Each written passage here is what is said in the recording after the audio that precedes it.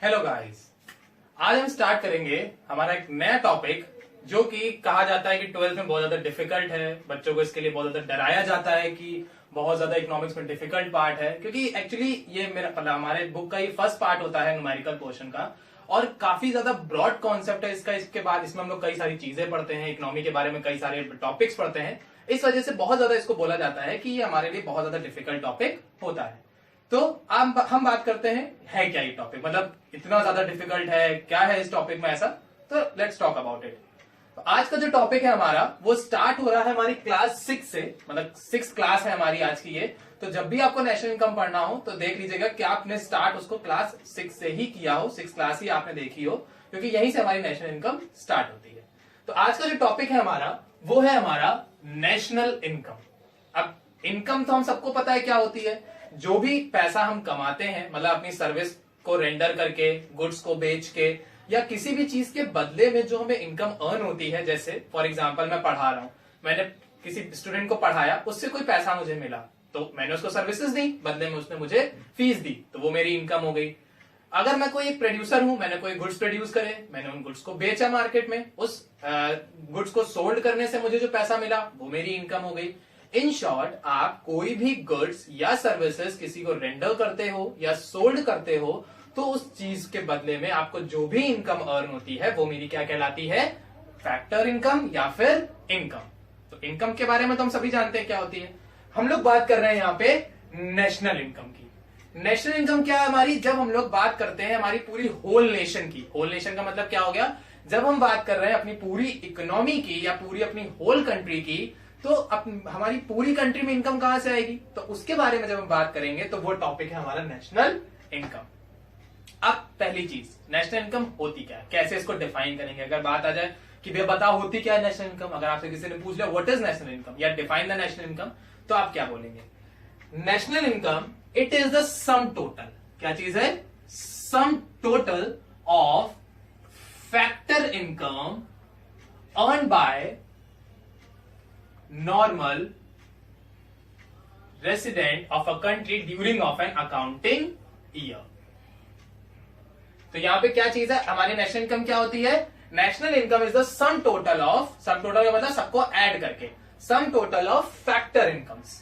हमारी एनआई के दो बेसिक पॉइंट्स होते हैं, या दो बेसिक इसमें चीजें होती है जिससे हम अपनी पूरी नेशनल इनकम कैलकुलेट कर सकते हैं। वो दो बेसिक पॉइंट्स हमारे क्या है? सबसे पहला है मेरा फैक्टर इनकम और सेकेंड है मेरा नॉर्मल रेसिडेंट। यानी कि हम जो भी हमारा नॉर्मल रेसिडेंट है, नॉर्मल रेसिडेंट का मतलब क्या हो गया? नॉर्मल यानी आमतौर पे, रेसिडेंट जो वहां पे रहता है। तो नॉर्मली जो पर्सन उस कंट्री में रहता है नॉर्मल तौर पे, या जनरली वहीं पे कमाता है, वहीं खाता है, वहीं सारी सर्विस देता है, वहीं सारे एक्सपेंसेस करता है, वहीं पे सारी इनकम अर्न कर रहा है, तो वहां का एक ऑर्डिनरी या नॉर्मल रेसिडेंट कहलाता है। अब यहां पे जब हम लोग बात कर रहे हैं तो वो क्या है? एनआई की। तो एनआई कैसे निकालेंगे? कि जब भी उस पर्सन, उस नॉर्मल रेसिडेंट ने हमारी कंट्री में एक अकाउंटिंग ईयर में, अकाउंटिंग ईयर हमारा कब स्टार्ट होता है? अकाउंटिंग ईयर हमारा स्टार्ट होता है 1 अप्रैल टू 31 मार्च। 1 अप्रैल से 31 मार्च का जो हमारा पीरियड होता है उसको हम लोग क्या बोलते हैं? Accounting year. और 1 जनवरी से जो 31 दिसंबर तक का जो पीरियड होता है उसको हम बोलते हैं कैलेंडर ईयर। कैलेंडर ईयर हमारा कौन सा होता है? 1 जनवरी से 31 दिसंबर। और हम लोग का अकाउंटिंग ईयर कौन सा होता है? 1 अप्रैल से 31 मार्च। तो नेशनल इनकम हमारी क्या है? कि जब कोई भी नॉर्मल रेसिडेंट अपनी कंट्री में एक पूरे अकाउंटिंग ईयर में जो भी इनकम वो अर्न करता है वो इनकम उसकी कहलाती है नेशनल इनकम। क्लियर? हमारी कंट्री में जितने भी नॉर्मल लोग रहते हैं उन सारे लोगों की इनकम को ऐड करके जब हम लोग एक टोटल सम निकालते हैं, वो सम टोटल मेरा जो पूरा होता है वो क्या कहलाता है? National income. अब जैसे मैंने बात की यहाँ पे कि हमारी जो इनकम है, सबसे पहला पॉइंट मेरा यहाँ पे क्या था? इनकम की बात कर रहे थे हम लोग। यहाँ पे सबसे पहले हम लोग बात किसकी कर रहे हैं? इनकम की। तो अब इनकम क्या होती है मेरी? तो जो भी हमने पैसा कमाया है अपनी सर्विस को रेंडर करके, अपनी सर्विसेज को बेच के या सर्विसेज को दे के या गुड्स को बेच के, जो भी पैसा मैंने कमाया है वो मेरी कहलाती है इनकम। अब मैंने इस इनकम को दो पार्ट्स में डिवाइड किया, factor income and transfer income. कौन कौन सी इनकम है मेरी? Factor income and transfer income. अब सबसे पहले हम लोग बात करते हैं हमारे ट्रांसफर इनकम की। ट्रांसफर इनकम नाम से क्या समझ में आ रहा है? ट्रांसफर कर रहे हैं हम लोग। ट्रांसफर का मतलब क्या? ट्रांसफर हम लोग क्या करते हैं, कोई मेरी चीज है, हमने बदले में किसी को दे दी कि ये लो तो आज से तुम्हारी हो गई। फॉर एग्जाम्पल, मेरे पास कोई मेरा पुराना फोन था, वो मैंने अपने घर पे दे दिया, ये लो यूज करो। मेरे पास कोई मेरी पुरानी कार थी, वो मैंने घर पे दे दी, ये लीजिए इस्तेमाल करिए। यानी कि मेरी कोई चीज है, मैंने जस्ट फॉर एक यूज मैंने किसी और पर्सन को दे दी है, अब से वो चीज वो इस्तेमाल करेगा। तो उसी तरह मेरी ट्रांसफर इनकम होती है। इनकम वो मेरी है, मैंने कमाया है, मैंने अपनी सर्विस रेंडर करी है, मैंने अपने गुड्स बेचे हैं, उसके बदले में मुझे पैसा मिल रहा है, लेकिन मैंने उस पैसे को दे दिया है किसी अनदर पर्सन को। कैसे? जैसे ट्रांसफर इनकम मेरे क्या क्या हो सकते हैं? Donation, charity, gifts. ठीक है, यानी कि जैसे हम लोग बात करते हैं, एग्जांपल ले लेते हैं कि ट्रांसफर इनकम होती क्या है। जैसे अब मैंने पूरे साल में इनकम अर्न करी 1 करोड़ रुपए, मैंने पूरे साल में 1 करोड़ रुपए अर्न किए, 1 करोड़ रुपीज। अब उस 1 करोड़ में मैंने क्या किया, जैसे इस टाइम पे कोरोना वगैरह चल रहा है, तो मैंने उसमें से 10,000 रुपीज, 10,000 रुपए मैंने पीएम केयर फंड में डोनेट कर दिए। तो जो मैंने डोनेट किया है पैसा, वो क्या होगा? उन्होंने कमाया, उन्होंने मुझे कोई सर्विसेज दी, उन्होंने कोई मुझे गुड्स दिए? नथिंग, कुछ भी नहीं दिया। वो पैसा सिर्फ मैंने उनको एज अ हेल्प के तौर पे मैंने उन्हें ट्रांसफर कर दिया है। तो यहाँ पे बात क्या है कि ट्रांसफर इनकम जो हमारी इनकम होती है, वो हमने कमाई नहीं है, हमने कोई गुड्स नहीं दिए हैं, हमने कोई सर्विसेज नहीं दी हैं, हमने उनको बदले में कुछ भी रेंडर नहीं किया हुआ है। Just like a gift, donation या चैरिटी जो पैसा हमको मिलता है, वो मेरा कहलाता है ट्रांसफर इनकम। जैसे आप कहीं बाहर किसी दूसरी कंट्री में आप जॉब कर रहे हैं, आप घर वालों को पैसा भेज रहे हैं रहने के लिए, या आप बाहर रह रहे हैं, घर वाले आपको वहां पे सरवाइव करने के लिए पैसा भेज रहे हैं, तो ये सारी चीजें आपकी होती है ट्रांसफर इनकम, क्योंकि इसमें बदले में आपने किसी को कोई भी चीज रेंडर नहीं करी हुई है। तो ट्रांसफर इनकम क्या है? जिसमें हम किसी भी पर्सन को कोई भी चीज रेंडर नहीं कर रहे हैं, बदले में कोई भी चीज नहीं दे रहे हैं, बट फिर भी हमें इनकम अर्न हो रही है, तो वो मेरी क्या कहलाती है? Transfer income. क्लियर? सेकेंड मेरी आती है फैक्टर इनकम। फैक्टर इनकम में क्या होता है? हम लोग बदले में कोई गुड्स या सर्विसेज रेंडर करते हैं, यानी कि हम लोग इस इनकम को अर्न करने के लिए या पैसा कमाने के लिए या तो हमें अपने गुड्स देने पड़ते हैं, या हमें अपनी सर्विसेज देनी पड़ती है, या हमें कुछ भी कोई भी ऐसी चीज होती है जो हमें बदले में देनी पड़ेगी, और उसके बदले में जो हमें इनकम अर्न होती है, वो इनकम मेरी कहलाती है फैक्टर इनकम। तो इनकम के मेरे बेसिकली कितने पार्ट्स थे? 2 तरह की इनकम हमारी होती है, factor income and transfer income. Factor income जिसमें हमने बदले में उन्हें कोई चीज दी हो, कोई सर्विस दी हो, कोई गुड्स दिए हो, तब हमें पैसा मिले, वो फैक्टर इनकम कहलाती है। और ट्रांसफर इनकम, हमने उन्हें कोई गुड्स नहीं दिए हैं, वो जस्ट हमारी हेल्प करने के लिए एक सोशल वेलफेयर के तौर पे, या just like a normal help के तौर पे जो वो हमें पैसा भेजते हैं, वो मेरी ट्रांसफर इनकम कहलाती है। फैक्टर इनकम का हमारा एक और नाम होता है, फैक्टर इनकम को हम लोग बोलते हैं अर्न्ड इनकम, और हमारी ट्रांसफर इनकम को हम लोग क्या बोलते हैं? Earn income. जाहिर सी बात है, ये हमारी जो फैक्टर इनकम है वो क्या कहलाएगी? वो अर्न इनकम कहलाएगी। क्यों कहलाएगी? क्योंकि बदले में हमने उसे कोई चीज दी है, बदले में हमने उसे कुछ दिया है। तो जब हमने कुछ दिया है, यानी हमने भाई सर्विस दी है, हमने गुड्स दिए हैं, हमने बदले में कुछ रेंडर किया है, तो हमने वो कमाई है, हमने वो चीज मेरी है, उस चीज पे मेरा हक है, तो वो मेरी क्या हो गई? अर्न इनकम या फैक्टर इनकम। ट्रांसफर इनकम, वो हमने कमाई तो है नहीं, जस्ट इस गिफ्ट की तरह मुझे मिल गई है, तो वो मेरी होगी अर्न इनकम, यानी वो इनकम मैंने कमाई नहीं है। तो इनकम को बेसिकली हमने 2 पार्ट्स में डिवाइड किया, फैक्टर एंड नॉन फैक्टर या ट्रांसफर। फैक्टर अर्न इनकम होती है जो मैंने कमाई है किसी गुड्स एंड सर्विसेज को रेंडर करके, और ट्रांसफर जो मैंने कमाई नहीं है, जस्ट लाइक मुझे गिफ्ट, चैरिटी, डोनेशन या हेल्प के तौर पे रिसीव हो गई है। क्लियर? चल, अब जैसे मैंने अभी आपको बोला कि हमारी जो एनआई है उसमें बेसिकली 2 मेन पॉइंट होते हैं, फैक्टर इनकम और नॉर्मल रेसिडेंट। तो वही चीज यहां पे है, एनआई कंटेन्स 2 इंपॉर्टेंट पॉइंट्स। हमारी एनआई क्या करती है? 2 इंपॉर्टेंट पॉइंट कंटेन करती है। The first one is factor income only. Factor income यानी कि जब भी हम लोग इनकम की बात करेंगे कि आपने कितना कमाया, तो जब भी आपसे इनकम पूछी जाएगी तो आप कभी भी उसमें डोनेशन, चैरिटी, आपके पॉकेट अलाउंसेस, आपकी जो आपको घर में एक तरह से कह सकते हो पॉकेट मनी मिलती है, वो ये सारी चीजें आप उसमें ऐड नहीं करोगे, क्योंकि वो आपने कमाया नहीं है। ठीक है, आप उसमें ऐड क्या करोगे कि जब आपने कोई गुड्स बेचे तब पैसा आया, आपने कोई सर्विस बेची तब पैसा आया, आपने कोई वर्क किया जिसपे आपको कमीशन अर्न हुई तो वो आपका हो गया। यानी इन शॉर्ट हम लोग बात करें तो हमारी इनकम में हम लोग सिर्फ उन्हीं चीजों को ऐड ऑन करेंगे जिन चीजों के बदले में हमें पैसा मिला हो। जैसे अगर हम लोग बात कर ले यहाँ पे तो क्या क्या चीजें आ जाएंगी, रेंट आ जाएगा। रेंट कैसे आ जाएगा, मेरा घर था, मैंने अपना घर किसी को किराए पे दिया हुआ टेनेंट को रहने के लिए, तो वो हमें किराया देगा, तो भाई मैंने सर्विस दी ना उसको, रहने के लिए घर दिया, तो वो मेरी इनकम हो गई। या इन केस मेरी कोई एग्रीकल्चर लैंड है, मेरी जो एग्रीकल्चर लैंड थी वो मैंने किसी फार्मर को दी एग्रीकल्चर करने के लिए या क्रॉप्स ग्रो कराने के लिए, तो उससे जो पैसा आएगा वो मेरी इनकम हो जाएगी। तो रेंट हो गया मेरा। कंपनसेशन ऑफ एम्प्लॉइज,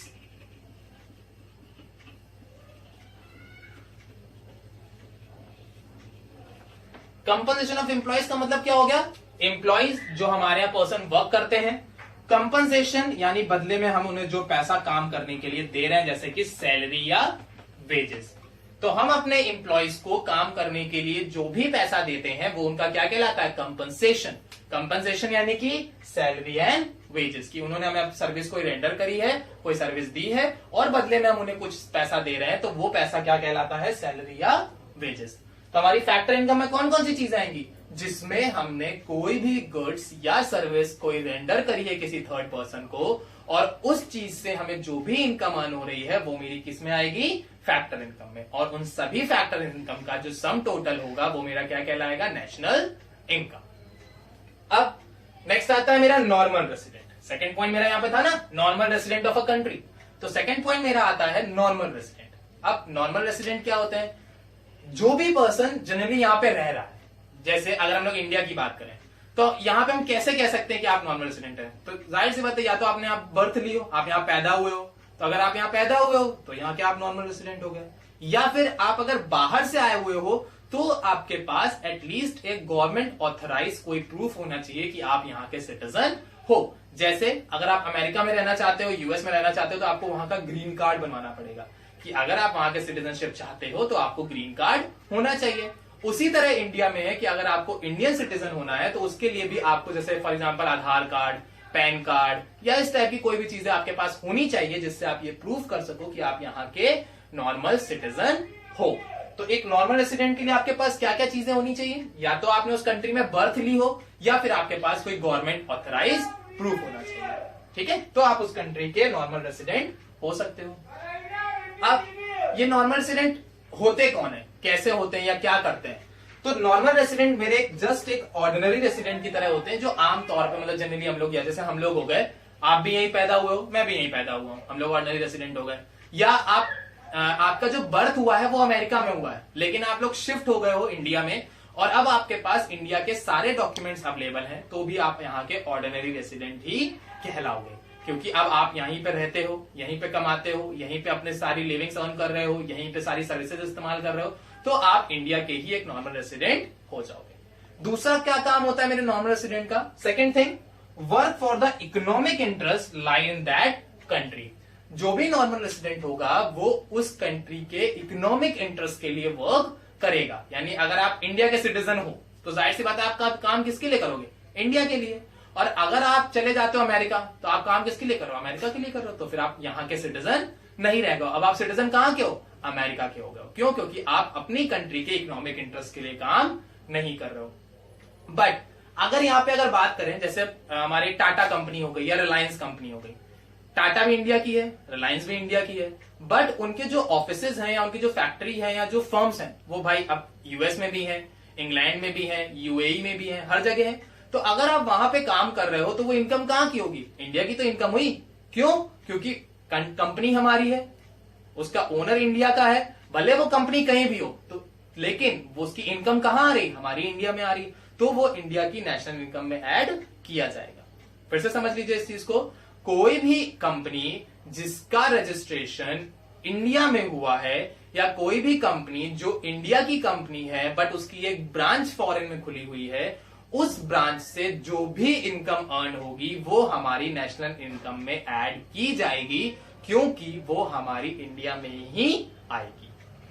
लेकिन अगर कोई भी कंपनी है जैसे एप्पल हो गई, वो इंडिया की कंपनी नहीं है, अब एप्पल अगर कहीं कुछ अर्न करती है तो वो कहां जाएगा, वो यूएस के पास जाएगा। अगर एप्पल यहां इंडिया में मैन्युफैक्चरिंग सेटअप कर देता है तो भी यूएस में जाएगा। लेकिन अगर इंडिया की कोई कंपनी है वो किसी फॉरेन कंट्रीज में जाके सेटअप करती है और इनकम अर्न करती है, तब भी वो इंडिया की ही नेशनल इनकम में ऐड किया जाएगा। तो हमारे नॉर्मल रेसिडेंट में केस में क्या होगा, नॉर्मल रेसिडेंट के 2 पॉइंट्स होंगे, या तो वो पर्सन ऑर्डिनरी रेसिडेंट हो यानी आमतौर पे यही रहता हो, या फिर work for the economic interest, और दूसरी चीज वो इंडिया के इकोनॉमिक इंटरेस्ट के लिए काम कर रहा हो, इंडिया के लिए कमा रहा हो, इंडिया में टैक्स पे कर रहा हो, तो फिर वो यहाँ का सिटीजन कहलाएगा। 7, तो अब हम लोग बात करेंगे आज हम लोग की जो हम लोग ने लास्ट टॉपिक में जो छोड़ा था कि हमारी नेशनल इनकम के बारे में था। अब हम लोग आज का जो टॉपिक है वो हम लोग क्या पढ़ेंगे, difference between domestic income and national income. हमारी डोमेस्टिक इनकम और नेशनल इनकम के बीच में डिफरेंस क्या होता है। सबसे पहले हम इन दोनों वर्ड्स के बीच का डिफरेंस जान लेते हैं कि जो ये वर्ड्स हमारे हैं डोमेस्टिक और नेशनल। डोमेस्टिक का मतलब होता है कि जब भी हम कोई काम, जब भी कोई हम सर्विस, जब भी हम कोई गुड्स, ये सारी जो भी चीजें हैं, जब ये सब कुछ हम अपनी एक डोमेस्टिक बाउंड्री लाइन के अंदर यानी कि अपनी कंट्री के अंदर इन सब चीजों की ट्रेडिंग करते हैं। जैसे मैंने ये मार्कर बनाया, इस मार्कर को अगर मैंने इंडिया में बनाया और इंडिया में ही बेचा तो मेरी डोमेस्टिक बाउंड्री लाइन के अंदर आ गया। अगर मैं आपको पढ़ा रहा हूं, जो बच्चे वीडियो देख रहे हैं मेरी, अगर वो इंडिया में रहते हैं तो वो डोमेस्टिक टेरिटरी के अंदर आ गया। अगर मैंने कोई भी चीज करी या कुछ भी गुड्स मैंने बनाए, सर्विसेज बनाई, कुछ भी किया, और वो सारी चीजें अगर हमारी इंडिया कंट्री के अंदर या हमारी डोमेस्टिक बाउंड्री लाइन के अंदर ही रह जाती हैं और उस डोमेस्टिक बाउंड्री लाइन के अंदर से मैं कुछ इनकम ऑन करता हूं, तो वो मेरी क्या कहलाएगी, डोमेस्टिक इनकम। तो डोमेस्टिक इनकम में एक छोटी सी चीज बस आपको याद रखनी है, it is generated with in the domestic territory of a country. हमारी कंट्री की डोमेस्टिक टेरिटरी के अंदर रह के हम जो भी इनकम अर्न करते हैं वो मेरी क्या कहलाती है, डोमेस्टिक इनकम। ठीक है। अब जो डोमेस्टिक टेरिटरी इसको क्या कहते हैं, तो जनरली आप लोगों ने पढ़ा होगा पहले कि आपकी बात करें अगर 8th, 9th और 10th में आप लोगों ने ज्योग्राफी वगैरह पढ़ी होगी, तो ज्योग्राफी में हम लोग को बताया गया था कि जो डोमेस्टिक बाउंड्री होती है उसका मतलब क्या होता है, पॉलिटिकल टेरिटरी। पॉलिटिकल टेरिटरी का मतलब यहाँ पे क्या हो गया कि यानी कि हमारी गवर्नमेंट के अंदर, जहां पे हमारी गवर्नमेंट वर्क करी, जैसे प्रेजेंट टाइम में इंडिया में बीजेपी की गवर्नमेंट है, तो जो भी काम हो रहे हैं अगर वो बीजेपी गवर्नमेंट के अंदर हो रहे हैं और जहां तक बीजेपी गवर्नमेंट का जो उसका जो मार्क है वो फैला हुआ है या जो उसकी बाउंड्री है वो फैली हुई है, वो सब डोमेस्टिक में आएगा। लेकिन इकोनॉमिक्स के साथ थोड़ा सा डिफरेंस होता है। इकोनॉमिक्स हमारा वैसे भी एक अलग ही सब्जेक्ट है, तो इकोनॉमिक्स के साथ थोड़ा सा डिफरेंस होता है। यहाँ पे जो डोमेस्टिक टेरिटरी है उसका मतलब हमारी पॉलिटिकल गवर्नमेंट से बिल्कुल भी नहीं है। डोमेस्टिक जो हमारी इनकम है या डोमेस्टिक बाउंड्री लाइन जो है उसका सिर्फ सीधा सीधा कॉन्सेप्ट क्या है कि अगर कोई भी नॉर्मल रेसिडेंट इंडिया में रह के इंडिया में काम करता है और इंडिया के लिए अर्न करता है तो वो हमारी डोमेस्टिक बाउंड्री लाइन के अंदर आएगा। बट अगर वही पर्सन फॉरेन में जाके वर्क करता है तो वो हमारी डोमेस्टिक टेरिटरी में नहीं आएगा। तो डोमेस्टिक इनकम हमारी सिंपल सी क्या हो गई, अगर कोई भी इनकम जो जनरेट की जा रही है हमारी डोमेस्टिक बाउंड्री लाइन के अंदर तो वो मेरी क्या कहलाएगी, डोमेस्टिक इनकम। वही अगर कोई भी इनकम जो जनरेट की जा रही है हमारी domestic territory as well as outside of a country, अगर कोई भी इनकम हमारी डोमेस्टिक बाउंड्री लाइन के अंदर या फिर हमारी डोमेस्टिक बाउंड्री लाइन के बाहर कहीं पे भी अर्न करे, मतलब जैसे मैं हो गया, मैं इंडिया में कमाऊं या इंडिया के बाहर कमाऊं, उससे इंडिया को कोई भी फर्क नहीं पड़ेगा। क्यों नहीं पड़ेगा, क्योंकि इंडिया जब डोमेस्टिक इनकम की बात करती है तो वो इनकम लेगी जो मैंने इंडिया में अर्न करी है।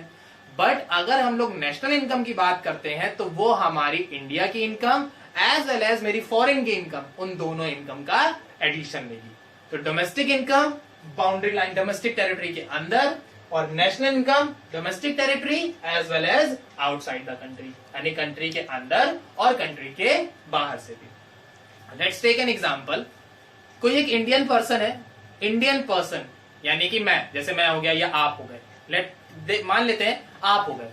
अब आप इंडियन सिटीजन हैं, इंडिया में रह के आप अमेरिकन एम्बेसी के लिए काम कर रहे हैं। एक नॉर्मल कोई पर्सन आप हो गए, आप इंडियन सिटीजन हो, इंडिया में रहते हो, इंडिया में काम कर रहे हो, बट काम आप अमेरिकन एम्बेसी के लिए कर रहे हो, तो ये आपकी डोमेस्टिक इनकम में आएगा।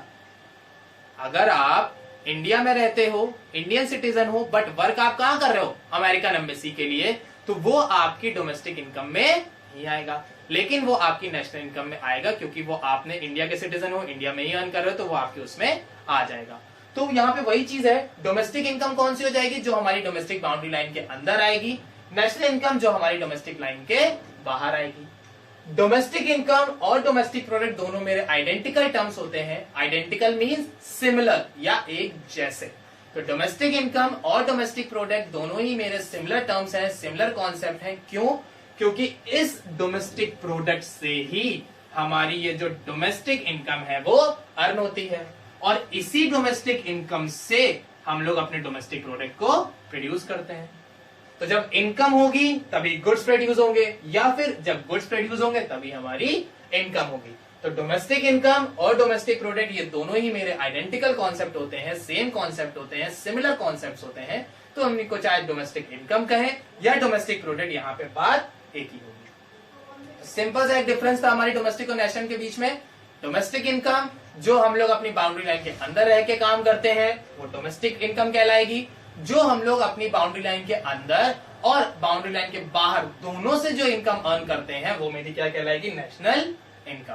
डोमेस्टिक इनकम का पॉलिटिकल टेरिटरी से कोई मतलब नहीं है, और नेशनल इनकम में तो पॉलिटिकल टेरिटरी आती ही नहीं है, क्योंकि उसमें हम लोग अपनी बाउंड्री जो है वो क्रॉस कर चुके होते हैं। Domestic income is equal same as a domestic product, और वही national income is same as the national product. आज हमारा जो टॉपिक है वो हमारी नेशनल इनकम की नेक्स्ट क्लास का है, यानी हमारी क्लास नंबर 8। तो हमारी 2 क्लासेस हो चुकी हैं, आज हमारी नेशनल इनकम की तीसरी क्लास है, और इस तीसरी क्लास में हम लोग पढ़ेंगे क्या, कन्वर्जन। अब आप कहेंगे पूरा बोर्ड खाली है तो कन्वर्जन क्या है। अब हम लोग जो पढ़ेंगे, उन्होंने पीछे जो 2 क्लास में पढ़ा था वो पढ़ा हमने डोमेस्टिक इनकम और नेशनल इनकम के बारे में। तो अब हम लोग क्या पढ़ेंगे कि हम लोग अपनी डोमेस्टिक इनकम को अपनी नेशनल इनकम में कैसे कन्वर्ट करेंगे, या नेशनल इनकम को डोमेस्टिक इनकम में कैसे कन्वर्ट करेंगे। तो बेसिकली हमारा जो यहाँ पे कन्वर्जन है वो 2 इनकम्स के बीच में है, और वो 2 इनकम्स हमारी कौन सी है, पहली है हमारी डोमेस्टिक इनकम और दूसरी है हमारी नेशनल इनकम। डोमेस्टिक इनकम को हम लोग बोलते हैं NDPFC, और नेशनल इनकम को हम लोग बोलते हैं NNPFC। अब आप कहेंगे ये NDP और ये NNP क्या होता है, तो चलिए बताते हैं क्या है। सबसे पहले हमारी जो जब मैंने बात की थी आपसे पिछली प्यारी आप वीडियो जो आपने मेरी अगर देखी होगी, तो ग्रॉस और नेट की बात हुई थी। वही सेम कॉन्सेप्ट जो हमारा ग्रॉस इन्वेस्टमेंट और नेट इन्वेस्टमेंट का है, वही मेरा यहाँ पे कंटिन्यू होता है ग्रॉस प्रोडक्ट और नेट प्रोडक्ट के बीच में। तो यहाँ पे मेरी कुछ चीजें हैं कि हमने जो ये मेरी डोमेस्टिक इनकम है इसको 2 पार्ट्स में डिवाइड किया। जो मेरी डोमेस्टिक हम लोग जो कैलकुलेट करते हैं वो कैसे कैलकुलेट होती है, 2 पार्ट में कैलकुलेट होगी। पहली होती है मेरी GDP और दूसरी होती है NDP। GDP का मतलब यहां पे क्या हो गया, ग्रॉस डोमेस्टिक प्रोडक्ट। NDP का मतलब यहां पे क्या हो जाएगा, net domestic product. Okay, GDP का मतलब क्या हो गया यहां पे, ग्रॉस डोमेस्टिक प्रोडक्ट, और NDP का मतलब नेट डोमेस्टिक प्रोडक्ट। ग्रॉस और नेट में क्या डिफरेंस होता है, ग्रॉस और नेट में एक सिंपल लैंग्वेज में अगर हम बात करें तो सिर्फ इतना सा डिफरेंस होता है डेप्रीशिएशन का। हमारे ग्रॉस डोमेस्टिक प्रोडक्ट में डेप्रीशिएशन इंक्लूड नहीं होता है, वही हमारे नेट डोमेस्टिक में डेप्रीशिएशन का इन्वॉल्वमेंट होता है। तो हमारे डोमेस्टिक इनकम को 2 पार्ट्स में डिवाइड किया, gross domestic product and net domestic product. अब ये जो मेरी इनकम होती है या जो मेरा प्रोडक्ट होते हैं उसको भी 2 कैटेगरी में हम लोग डिवाइड करते हैं। एक होती है मेरी MP और एक होती है मेरी FC। MP का मतलब यहां पे होता है मार्केट प्राइस, और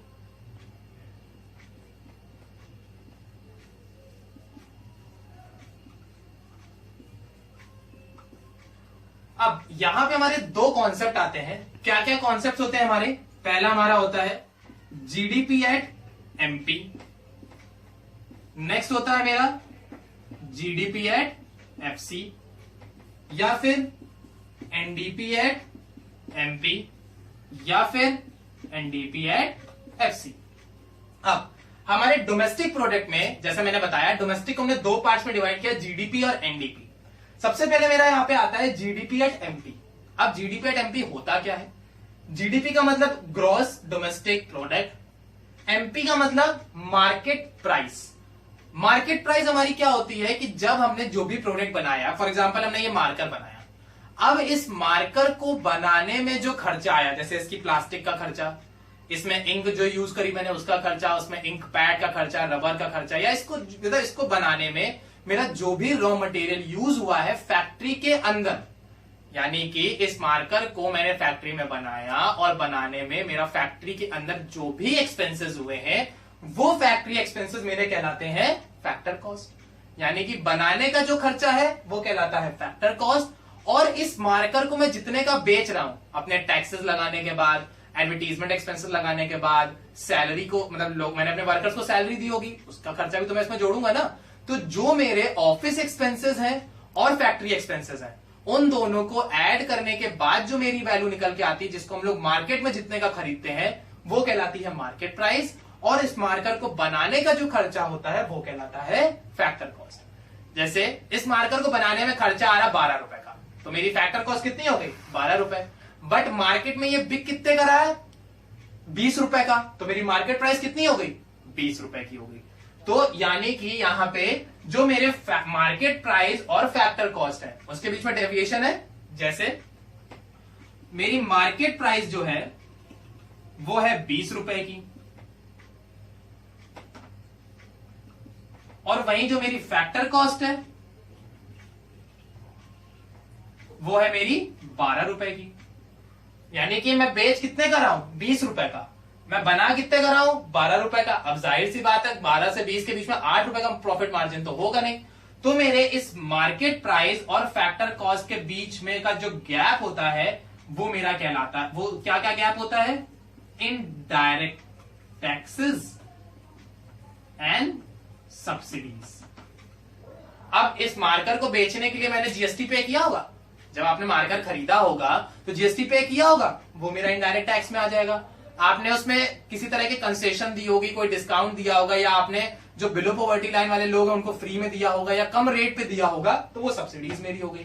तो मार्केट प्राइस और फैक्टर कॉस्ट के बीच का जो डिफरेंस होता है वो डिफरेंस मेरा क्या कहलाता है? इनडायरेक्ट टैक्स एंड सब्सिडीज, या इसको हम लोग एक नाम और बोलते हैं, और NIT, N net indirect tax. Net indirect tax हमारे एमपी और एफसी के बीच का जो गैप होता है उस गैप को हम लोग क्या बोलते हैं? Net indirect tax. ओके, तो अब यहां पे मेरी क्या क्या चीजें हैं? जीडीपी एट एमपी, यानी कि मैं अपने प्रोडक्ट को मार्केट में बेच कितना कर रहा हूं, बट मैंने उसमें डेप्रिसिएशन चार्ज नहीं किया हुआ है। एनडीपी एट एमपी, मैं इस प्रोडक्ट को मार्केट में कितने का बेच रहा हूं, प्लस मैंने इस पे अपना डेप्रिसिएशन भी इन्वॉल्व कर लिया है कि हो सकता है इन्फ्लेशन आ जाए, हो सकता है यूज करते में खराब हो जाए, या हो सकता है टूट जाए, या हो सकता है इसकी निब खराब हो जाए, कुछ भी चीजें हो सकती है जो डैमेज नॉर्मल हो सकते हैं, तो वो मैंने डेप्रिसिएशन एक्सपेंसेस भी इसमें इन्वॉल्व कर लिए हैं।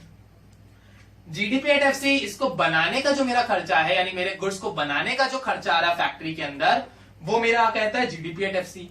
अभी मैंने इस पे मशीनरी का डेप्रिसिएशन इन्वॉल्व नहीं किया है क्योंकि फैक्टर कॉस्ट है, तो ऑब्वियसली फैक्ट्री की बात हो रही है, बट ग्रॉस की बात हो रही है तो इसमें डेप्रिसिएशन इन्वॉल्व नहीं होगा। वहीं जब लोग एनडीपी एट एफसी की बात करेंगे तो इसमें मशीनरी का डेप्रिसिएशन इन्वॉल्व होगा। यहां पे जब बात होगी मेरे मार्केट प्राइस की, तो यहां पे हम लोग प्रोडक्ट की बात कर रहे होंगे, प्रोडक्ट का डेप्रिसिएशन। जब बात होगी एफसी की तो हम लोग बात कर रहे होंगे मेरे मशीनरी की, यानी कि मशीनरी के डेप्रिसिएशन की। जब एमपी में बात करेंगे तो प्रोडक्ट का डेप्रिसिएशन होगा, जब एफसी की बात करेंगे तो मशीनरी का डेप्रिसिएशन होगा। इतना समझ में आया? सेम एज इट इज यही कॉन्सेप्ट आपका फॉलो अप होगा कहां पे? एनएनपी एट एफसी में। सेम कहां पे फॉलो होगा? एनएनपी एट एफसी में। जैसे मैंने यहां पे लिखा हुआ है जीडीपी एट एमपी, तो वहां क्या हो जाएगा? जीएनपी एट एमपी, क्योंकि डोमेस्टिक से नेशनल में चले गए ना, यहां डोमेस्टिक है, सेम मेरा कन्वर्ट हो जाएगा नेशनल में। ठीक है, कैसे वो मैं आपको बताता हूं। देखिए कैसे कि हम डोमेस्टिक से नेशनल के बीच में कैसे ट्रांसफर करेंगे। ठीक है, देखिए अब जैसे मैंने डोमेस्टिक की बात करी अभी, थोड़ा सा चार्ट यहाँ पे थोड़ा सा डिफरेंस है तो इसको समझिए, कोशिश करिएगा। डोमेस्टिक में मेरा आता है GDP at MP, D for domestic, तो वही नेशनल में क्या हो जाता है एन, एन फॉर नेशनल यानी कि जीएनपी एट एमपी। जब डोमेस्टिक की बात करेंगे तो जीडीपी एट एमपी, नेशनल की बात करेंगे तो जीएनपी एट एमपी। यहाँ पे एनडीपी एट एमपी, यहाँ पे NNP at MP, GDP FC, GNP at FC, NDP FC, NNP at FC. यानी इन शॉर्ट अगर हम इसको एक सिंपल से चार्ट में बात करें तो जब हम लोग डोमेस्टिक की बात कर रहे होंगे तो मेरे हर वर्ड में यहाँ पे डी डी डी डी आएगा क्योंकि इट रिफर्ड द डोमेस्टिक। वहीं जब हम लोग नेशनल की बात करेंगे तो मेरे सारे कॉन्सेप्ट में एन आ जाएगा क्योंकि यहाँ पे हम बात कर रहे हैं नेशनल की। अब आते हैं हमारे कन्वर्जन की तरफ कि कन्वर्ट कैसे करेंगे। तो अब अगर आपको ग्रॉस से नेट में जाना है, अगर आपको ग्रॉस से नेट में जाना है तो आप यहां पे क्या करोगे, माइनस डेप्रिसिएशन। ग्रॉस से नेट में जाने के लिए क्या करोगे, माइनस डेप्रिसिएशन। वहीं जब आपको नेट से ग्रॉस में जाना है तो क्या करोगे, plus depreciation. Just inverse concept जैसे हमारा मैथ्स में होता है, ग्रॉस से नेट में जाने के लिए माइनस डेप्रिसिएशन, नेट से ग्रॉस में जाने के लिए प्लस डेप्रिसिएशन। ना नेक्स्ट, डोमेस्टिक से नेशनल में जाना है, हमें अपने डोमेस्टिक प्रोडक्ट से कहां जाना है, नेशनल प्रोडक्ट की तरफ। तो जब हमें डोमेस्टिक से नेशनल जाना है तो यहां पे हम लोग प्लस करेंगे एन एफ आई ए। हम लोग क्या प्लस करेंगे, N F I A, net factor income from abroad, N F I A, net factor income earn from abroad. तो जब हम लोग डोमेस्टिक से नेशनल जाएंगे तो एनएफआईए ऐड करेंगे, जब हम लोग नेशनल से डोमेस्टिक जाएंगे तो हम लोग यहां पे माइनस एनएफआईए करेंगे। डोमेस्टिक से नेशनल प्लस एनएफआईए, नेशनल से डोमेस्टिक माइनस एनएफआईए। अब जब आप एमपी से एफसी में जाएंगे, एमपी मेरी क्या थी, मार्केट प्राइस थी यानी बेच कितने का रहा है, और फैक्टर कॉस्ट क्या थी, बनाने का खर्चा। तो जब हम लोग इसको एक छोटी सी चीज में समझिए, MP refers to the selling price यानी एसपी और FC refers to the cost price. जब हम लोग सेलिंग प्राइस से कॉस्ट प्राइस में जाते थे तो हम लोग क्या करते थे, टैक्सेस हटा देते थे, जनरली यही तो करते थे। तो वही चीज यहां पे करेंगे, जब हम लोग एमपी से एफसी में जाएंगे तो हम लोग एनआईटी माइनस कर देंगे। यहां पे अगर हम लोग एमपी से एफसी में जा रहे हैं तो हम लोग क्या करेंगे, एमपी से एफसी में जाने के लिए minus NIT. NIT refers to the indirect tax. NIT मेरी क्या होती है, नेट इनडायरेक्ट टैक्स। और वहीं जब हम लोग कन्वर्ट करेंगे एफसी से एमपी में, जब हम लोग एमपी से एफसी में जाएंगे तो माइनस एनआईटी करेंगे, जब हम लोग एफसी से एमपी में जाएंगे तो हम लोग यहां पे करेंगे प्लस एनआईटी। ठीक है, एमपी से एफसी माइनस एनआईटी, एफसी से एमपी प्लस एनआईटी। एक बार फिर से देख लीजिए पूरा चार्ट। जब हम लोग ग्रॉस से नेट की तरफ जाएंगे तो प्लस डेप्रिसिएशन, जब हम लोग नेट से ग्रॉस की तरफ जाएंगे माइनस डेप्रिसिएशन, ग्रॉस से नेट प्लस डेप्रिसिएशन, नेट से ग्रॉस माइनस डेप्रिसिएशन। डोमेस्टिक पे आते हैं, ठीक है, क्या चीज है, ग्रॉस से नेट माइनस डेप्रिसिएशन, नेट से ग्रॉस प्लस डेप्रिसिएशन। डोमेस्टिक के केस में क्या होगा, डोमेस्टिक से नेशनल में जाएंगे तो प्लस एनएफआईए करेंगे, नेशनल से डोमेस्टिक में जाएंगे तो माइनस एनएफआईए करेंगे। डोमेस्टिक से national plus NFIA, net factor income from abroad, और नेशनल से डोमेस्टिक में जाएंगे माइनस एनएफआईए। जब हम लोग एमपी से एफसी में जाएंगे तो माइनस एनआईटी करेंगे, और जब हम लोग एफसी से एमपी में जाएंगे प्लस एनआईटी करेंगे। ये कन्वर्जन हमारी नेशनल इनकम का सबसे इंपॉर्टेंट टॉपिक है, सबसे इंपॉर्टेंट कॉन्सेप्ट है। क्यों, क्योंकि बिना कन्वर्जन के आप कभी भी नेशनल इनकम कैलकुलेट नहीं कर पाओगे। तो इस कन्वर्जन को बहुत ध्यान से पढ़िएगा, इस चार्ट को नोट डाउन कर लीजिए क्योंकि ये बहुत इंपॉर्टेंट चार्ट है।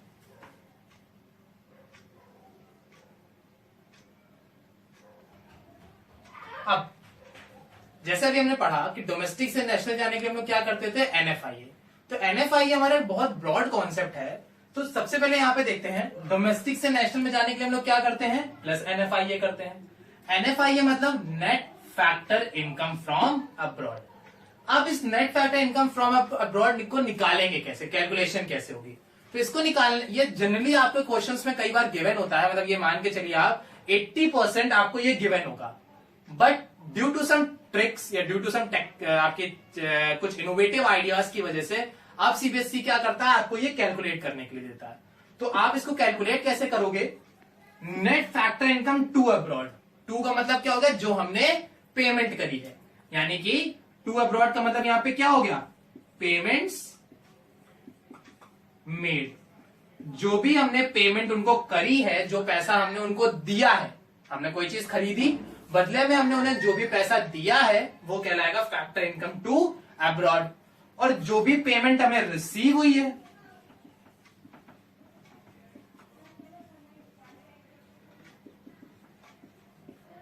जो भी पेमेंट हमें रिसीव्ड हुई है वो मेरा कहलाएगा फ्रॉम। ये टू और फ्रॉम बहुत इंपॉर्टेंट चीज है, क्योंकि जनरली लोग इसी में कंफ्यूज हो जाते हैं कि उन्होंने बस इतना देखा नेट फैक्टर इनकम है, बस उन्होंने ऐड कर दिया उठा के। इस चीज को बहुत ध्यान से पढ़ना कि ये net factor income to abroad है या फ्रॉम अब्रॉड है। ठीक, अब यहां पे क्या होगा कि जब हम लोग बात कर रहे हैं नेट फैक्टर की, तो जब भी आप लोग नेट फैक्टर इनकम लेगा तो बहुत ध्यान से एक चीज करिएगा, वो आपको क्या करनी है, क्वेश्चन में अगर आपको net factor income from abroad निकालनी है तो क्वेश्चन में यह ध्यान से पढ़िएगा कि आपको दिया क्या गया हुआ है। अगर आपको नेट फैक्टर दिया गया है तो वो एज इट इज ऐड हो जाएगा या लेस हो जाएगा। जैसे अगर आपको दिया गया है net factor income to abroad, अगर आपको नेट फैक्टर अगर दिया गया है और टू अब्रॉड दिया गया है तो माइनस हो जाएगा, क्योंकि पेमेंट करी है ना हमने, जब पैसा हमने दिया है तो मेरी इनकम कम हो जाएगी तो हम माइनस कर देंगे। बट अगर आपको ये नेट फैक्टर फ्रॉम अब्रॉड है, यानी वहां से पैसा आया है, तो अगर पैसा आया है तो आपकी इनकम बढ़ जाएगी, तो हम लोग इसको ऐड कर देंगे। तो एक चीज, बहुत छोटी सी चीज है जो हमें ध्यान में रखनी है, वो वर्ड मेरा कौन सा है, वो वर्ड है मेरा नेट। नेट कैसे, ध्यान से। अब अगर आपको क्वेश्चन में डायरेक्ट नेट फैक्टर दिया है तो कैलकुलेशन की कोई नीड ही नहीं है, बट अब क्या होता है, क्वेश्चन में ये नेट वर्ड हटा दिया जाता है। क्वेश्चन में क्या हुआ, नेट वर्ड हटा दिया गया। अब हम लोग कौन सी लेंगे, अब हम लोग क्या करेंगे, अब हम लोग इस नेट को निकालने के लिए कैलकुलेशन करेंगे। क्या कैलकुलेशन करेंगे, हम लोग फैक्टर इनकम टू अब्रॉड में से factor income from abroad minus कर देंगे, टू अब्रॉड में से फ्रॉम अब्रॉड को माइनस कर देंगे, तब जो हमारा जो आंसर निकल के आएगा वो मेरा क्या कहलाएगा, net factor income from abroad. अगर ये आंसर मेरा माइनस में निकल के आ रहा है तो यानी कि पेमेंट ज्यादा करी है, अगर मेरा आंसर प्लस में निकल के आ रहा है तो मेरी पेमेंट वहां से ज्यादा आई है। ठीक है, अगर मेरे आंसर जो माइनस में आ रहा है तो टू अब्रॉड है तो माइनस कर देंगे, माइनस है, और अगर प्लस में आ रही फिगर तो फ्रॉम अब्रॉड हो गया। तो दो चीजें आपको ध्यान में रखनी है, पहला वर्ड आपका नेट, सबसे मोस्ट इंपॉर्टेंट वर्ड, और दूसरे वर्ड है आपके टू और फ्रॉम। ठीक है, तो अगर आपको net factor income from abroad निकालनी है तो आप क्या करोगे, फैक्टर इनकम टू अब्रॉड में से factor income from abroad minus कर देना, आपका आंसर आ जाएगा net factor income from abroad. ठीक है, एक बार इसको देख लीजिए, नोट कर लीजिए। नाउ नेक्स्ट हमारा जो टॉपिक है वो है मेरा, जब हम लोग एमपी से एफसी में कन्वर्जन करते हैं, जब हम लोग मार्केट प्राइस से फैक्टर कॉस्ट में जाते हैं। तो अभी मैंने आपको बताया कि अगर आप एमपी से एफसी की तरफ मूव करोगे तो आप क्या करोगे, एनआईटी माइनस करोगे। एनआईटी का मतलब मेरा क्या होता है, नेट इनडायरेक्ट टैक्सेस। अब ये नेट इनडायरेक्ट टैक्स निकालेंगे कैसे, कैसे निकालेंगे हम लोग नेट एनआईटी? तो एनआईटी निकालने के छोटा सा सिंपल सा फॉर्मूला होता है। क्या है formula, indirect tax minus subsidies. जब आप अपने इनडायरेक्ट टैक्स में से सब्सिडीज को माइनस कर दोगे तो आपका क्या आ जाएगा, नेट इनडायरेक्ट टैक्स। और वही नेट इनडायरेक्ट टैक्स आप लोग इस्तेमाल कहां करोगे, एमपी से एफसी के कन्वर्जन में या एफसी से एमपी के कन्वर्जन में। ठीक है ना, तो अगर आपको एमपी से एफसी में जाना है तो आप क्या करोगे, minus NIT. In case NIT नहीं दिया गया है तो आप क्या ढूंढोगे, इनडायरेक्ट टैक्स और सब्सिडी। तो या तो आपको एनआईटी दिया गया होगा या आपको इनडायरेक्ट टैक्स और सब्सिडीज दिए गए होंगे, और अगर ये दोनों दिए गए हैं तो आप लोग एनआईटी कंसीडर करोगे। ठीक है, तो आपको क्या चीजें होंगी, या तो एनआईटी गिवन होगा या इनडायरेक्ट टैक्स और सब्सिडीज गिवन होगा, या फिर दोनों ही गिवन होंगे तो फिर आप एनआईटी कंसीडर करोगे। ठीक है, बस ये नोट कर लीजिए। जैसे मैंने आपको बताया था कि हम लोग कैसे डोमेस्टिक इनकम से नेशनल इनकम निकालेंगे और नेशनल इनकम से डोमेस्टिक इनकम निकालेंगे। आज हम लोग बात करेंगे हमारे जो डोमेस्टिक इनकम हम लोग निकालते हैं वो डोमेस्टिक इनकम क्यों निकालते हैं या कैसे निकालते हैं, उसमें क्या क्या चीजें होती हैं। तो लेट्स स्टार्ट द क्लास। आज हम लोग बात करेंगे दो टॉपिक्स के बारे में जो कि हैं हमारे nominal GDP and real GDP. GDP मैं आप सभी को बता चुका हूं पहले भी। जीडीपी का फॉर्मूला जो फुल फॉर्म होता है जीडीपी का वो होता है gross domestic product. GDP refers to the gross domestic product. It means कि हमारी कंट्री के अंदर हमने जितने भी गुड्स प्रोड्यूस किए हैं उन सारे गुड्स की जो मार्केट वैल्यू होती है वो मार्केट वैल्यू मेरी क्या कहलाती है, जीडीपी। यानी कि टोटल जितना भी हमने अपने गुड्स का प्रोडक्शन किया है हमारी इकोनॉमी में वो मेरा क्या कहलाता है, ग्रॉस डोमेस्टिक प्रोडक्ट। अब इस ग्रॉस डोमेस्टिक प्रोडक्ट को हमने दो पार्ट्स में डिवाइड किया, nominal GDP and the real GDP. अब सबसे पहले नॉमिनल जीडीपी क्या होता है? Nominal GDP refers to the GDP at the current price. Current price का मतलब क्या होगा कि मार्केट में उस टाइम पे जो भी रेट चल रहा होगा उस क्वांटिटी का या उस कॉमोडिटी का या उस गुड्स का, किसी भी गुड्स या कॉमोडिटी या स्टॉक का उस टाइम पे मार्केट में जो रेट चल रहा होगा वो रेट या वो प्राइस मेरा कहलाता है GDP at the current price या फिर नॉमिनल जीडीपी। इसको निकालने के दो तरीके होते हैं, दो तरीके से आप नॉमिनल जीडीपी कैलकुलेट कर सकते हैं। The first method is Q into P. Q refers to the quantity and P refers to the price. तो सिंपल सा फॉर्मूला हमारा क्या हो गया, क्वांटिटी इंटू प्राइस और हमारा नॉमिनल जीडीपी निकल आएगा। सेकेंड मेथड हमारा क्या होता है जो हमारा जनरली आपको 12th में यूज करने के लिए दिया जाएगा, क्योंकि ऑब्वियसली आपको ये वाला तरीका तो नहीं दिया जाएगा करने के लिए, आप 12th स्टैंडर्ड में है। तो नॉमिनल जीडीपी कैलकुलेट करने का जो दूसरा तरीका है और जो मोस्टली आपसे पूछा जाएगा वो हमारा क्या है, real GDP into price index upon 100। Simple सा फॉर्मूला है real GDP into price index upon 100। अब नॉमिनल जीडीपी क्या होती है ये मैं आपको बता चुका हूं, GDP at the current price, यानी प्रेजेंट टाइम पे हमारे जो भी प्राइसेस चल रहे होंगे वो मेरा नॉमिनल जीडीपी कहलाएगा। अब बात करते हैं रियल जीडीपी क्या होती है। रियल जीडीपी का मतलब होता है कि it refers to the GDP at the constant price, यानी कि मेरी जो जीडीपी कांस्टेंट प्राइस पे चली आ रही है। मतलब कांस्टेंट का मतलब इसको हम कह सकते हैं जो बहुत टाइम से वही स्टैग्नेंट पोजीशन पे, जिसमें बहुत ज्यादा चेंजेस हमें देखने को नहीं मिल रहे हैं। कभी 1 रुपए बढ़ा फिर 50 पैसे कम हो गया, फिर 70 पैसे बढ़ा 40 पैसे कम हो गया, फिर 80 पैसे बढ़ा 30 पैसे कम हो गया, फिर 70 पैसे कम हुआ 10 पैसे बढ़ गया। तो जो कांस्टेंट मतलब नॉर्मल से चेंजेस जो आ रहे हैं बट हमारा रेट जो है वो कांस्टेंट उसी प्राइस पे चल रहा है वो मेरा कहलाता है रियल जीडीपी, या फिर इसको क्या कहते हैं, GDP at the constant price. ठीक है, तो रियल जीडीपी समझ में आ गया होगा कि हमारे जो कांस्टेंट प्राइस होते हैं जीडीपी के वो मेरे क्या कहलाते हैं, real GDP. Now what is price index? Price index का मतलब होता है कि यहां पे हम लोग अपने एवरेज प्राइस कैलकुलेट करते हैं during a month, during a day, during a week, during a year. मतलब हमारे एक स्पेसिफिक टाइम पीरियड हमें गिवन होता है या टाइम ड्यूरेशन हमें गिवन होता है, उस टाइम ड्यूरेशन का जो हम लोग एवरेज प्राइस कैलकुलेट करते हैं वो एवरेज प्राइस मेरा क्या कहलाता है, प्राइस इंडेक्स। ठीक है, प्राइस इंडेक्स एक छोटी सी चीज है कि हमारे it is the average between the two different prices, या हमारे हाईएस्ट एंड लोवेस्ट के बीच का जो एवरेज होता है वो एवरेज प्राइस मेरा क्या कहलाता है, प्राइस इंडेक्स। एंड 100 ये आपकी टोटल फिगर होती है तो ये आपकी एज इट इज ही रहने वाली है। तो नॉर्मल आपका नॉमिनल जीडीपी का फॉर्मूला क्या हो गया, nominal GDP is equal to the real GDP into price index upon 100। यही अगर हमें निकालना हो रियल जीडीपी तो सिंपल ये प्लेस खाली इंटरचेंज हो जाएगी, बाकी फॉर्मूला एज इट इज आपको लिख देना है। तो रियल जीडीपी का फॉर्मूला क्या हो जाएगा, nominal GDP into price index upon 100। Nominal GDP का फॉर्मूला क्या है, real GDP into price index upon 100। Real GDP का फॉर्मूला क्या होगा, nominal GDP into price index upon 100।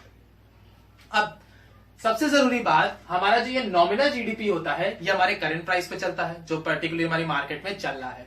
तो जो नॉमिनल जीडीपी होता है वो हमारे सोशल वेलफेयर के लिए या वेलफेयर ऑफ द पीपल के लिए हम इसको इस्तेमाल नहीं कर सकते हैं, क्योंकि नॉमिनल जीडीपी का जो इस्तेमाल होता है वो जनरली हम लोग अपने प्राइस चेंजेस, जो इंक्रीमेंट इन प्राइस हो रहा है, जो प्राइस में चेंजेस आ रहे हैं उसको शो करने के लिए हम लोग नॉमिनल जीडीपी शो करते हैं। तो नॉमिनल जीडीपी का यूज कहां पे आता है, नॉमिनल जीडीपी का जो हम लोग इस्तेमाल करते हैं वो इस्तेमाल हम लोग करते हैं हमारे प्राइस के चेंजेस शो करने में, कि हमारे जो प्राइस है उनमें क्या चेंजेस आ रहे हैं, कितने परसेंटेज पे आ रहे हैं या कितने गैप में चेंजेस आ रहे हैं। उन गैप, उन रेशियो, उन परसेंटेज को शो करने के लिए जिस जीडीपी का हम इस्तेमाल करते हैं वो मेरी कहलाती है nominal GDP. Now real GDP हमारी कांस्टेंट चली आ रही है, जो नॉर्मल हमारा चल रहा है। तो जो रियल जीडीपी होती है वो हमारे इस्तेमाल मेजर किस लिए की जाती है, वेलफेयर ऑफ द पीपल, यानी it is use for the measurement of the welfare of the people. Real GDP welfare of the people के लिए इस्तेमाल नहीं होती है, या nominal GDP welfare of the people के लिए इस्तेमाल नहीं होती है। नॉमिनल जीडीपी से हम सोशल वेलफेयर या welfare of the people measure नहीं कर सकते हैं। वहीं बात करें अगर हम रियल जीडीपी की, तो रियल जीडीपी हमारे सोशल वेलफेयर के लिए इस्तेमाल की जाती है। रियल जीडीपी हमारे सोशल वेलफेयर को मेजर कर सकती है। इसी वजह से जो हमारी रियल जीडीपी होती है वो सोशल वेलफेयर को मेजर कर सकती है, उसको मतलब हम लोग कैलकुलेट कर सकते हैं। इसी वजह से real GDP is considered as the better index of economic growth than the nominal GDP. इसीलिए हम रियल जीडीपी को बेटर इकोनॉमिक ग्रोथ इंडेक्स कहते हैं compare to the nominal GDP. Real GDP social welfare measure कर सकती है, nominal GDP social welfare measure नहीं कर सकती है। इसी वजह से रियल जीडीपी को हम लोग बेटर इंडेक्स ग्रोथ या बेटर इकोनॉमिक ग्रोथ की तरह से भी ट्रीट करते हैं। ठीक बात। अब नेक्स्ट मेरा आता है, अब कई बार ऐसा भी हो सकता है कि आपके करंट प्राइस और आपके बेस प्राइस या करंट प्राइस और आपके जो प्रीवियस प्राइस है उनमें डिफरेंस आ जाता है, कि हमारी जो पिछले साल का प्राइस था वो 12 रुपए था, इस साल का जो प्राइस आया वो 8 रुपए आया या 15 रुपए आया या कोई भी प्राइसेस आए, चेंजेस शो हुए। तो हमारे जो नॉमिनल जीडीपी और रियल जीडीपी के बीच का जो डिफरेंस होता है या जो रेशियो होता है, तो the ratio between the nominal GDP and real GDP is known as the GDP deflator. The ratio, the difference, the deviation between the real GDP and the nominal GDP is known as the GDP deflator.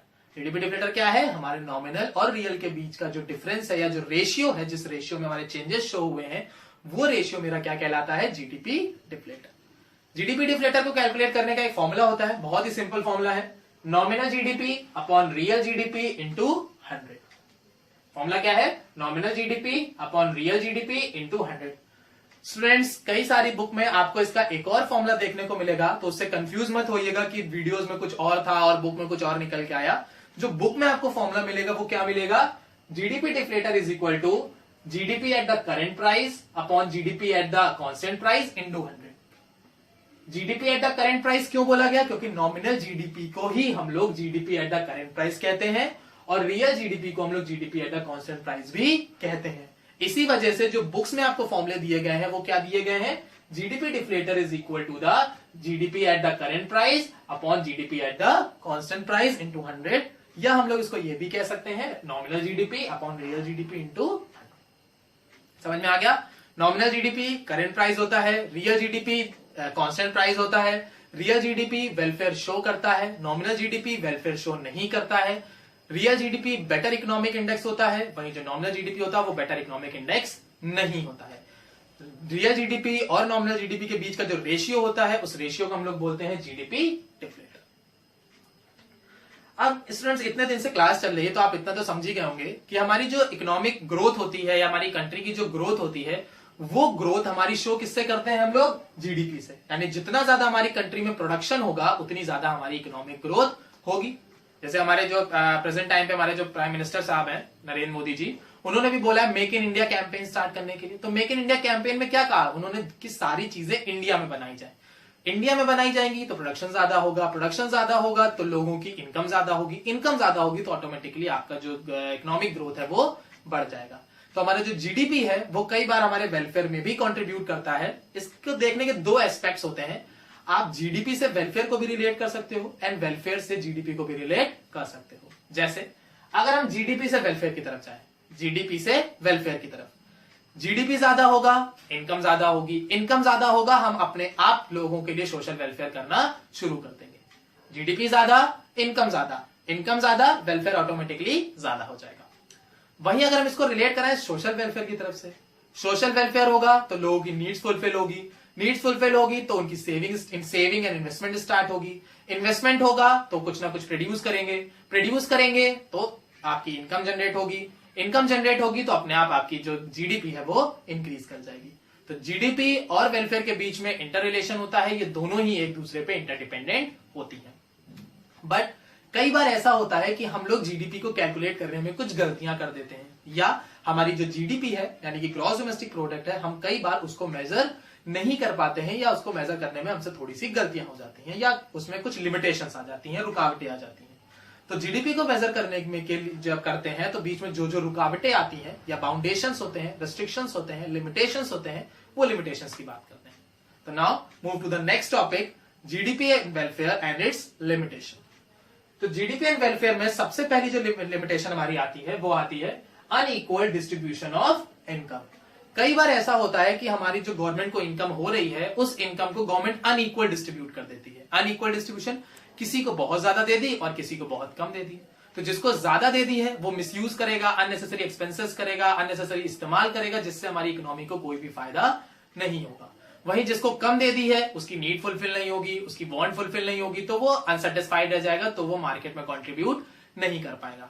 इसीलिए government क्या करती है, rich section से taxes लेती है और उन्हीं taxes का इस्तेमाल वो करती है गवर्नमेंट को, सॉरी आपके जो मिडिल क्लास सेक्शन है या जो पुअर सेक्शन है उनको सब्सिडीज देने में या उनको कंसेशनल रेट में चीजें ऑफर करने में।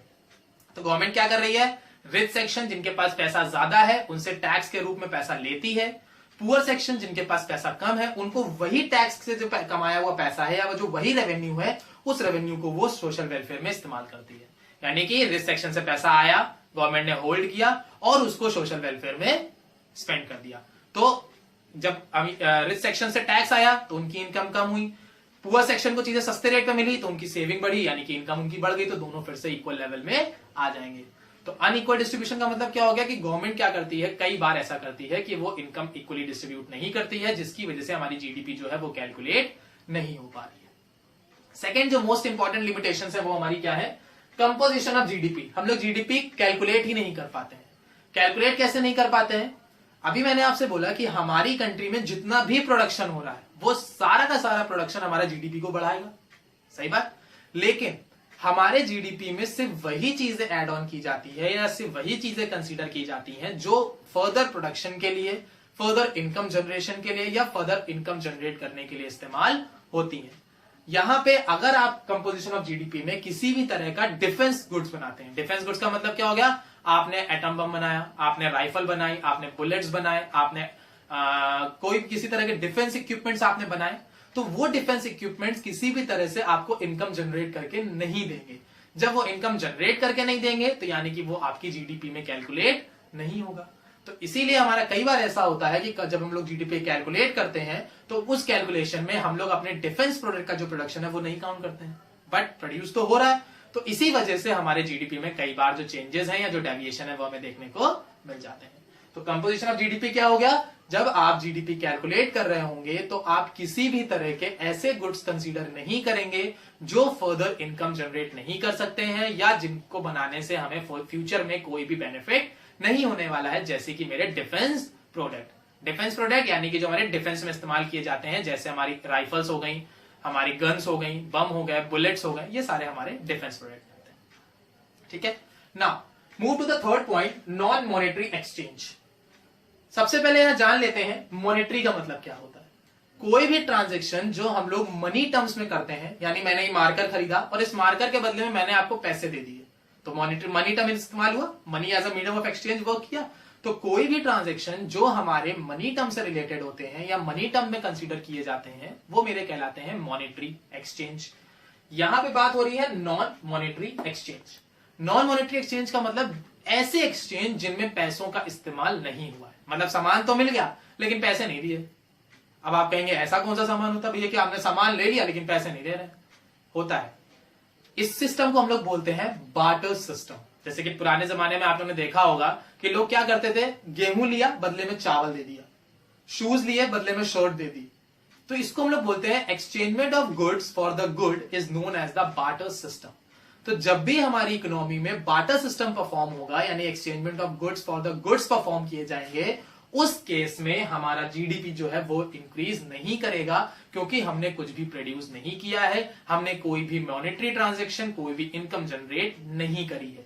जैसे मैंने ये मार्कर था, मैंने किसी को मार्कर दिया, बदले में उससे मैंने शर्ट ले ली, मार्कर उसको दे दिया, शर्ट मैंने ले ली, कोई इनकम हुई? नहीं हुई। कुछ प्रोडक्शन हुआ? नहीं हुआ। सिर्फ हम दोनों की नीड्स जो थी वो फुलफिल हो गई हैं।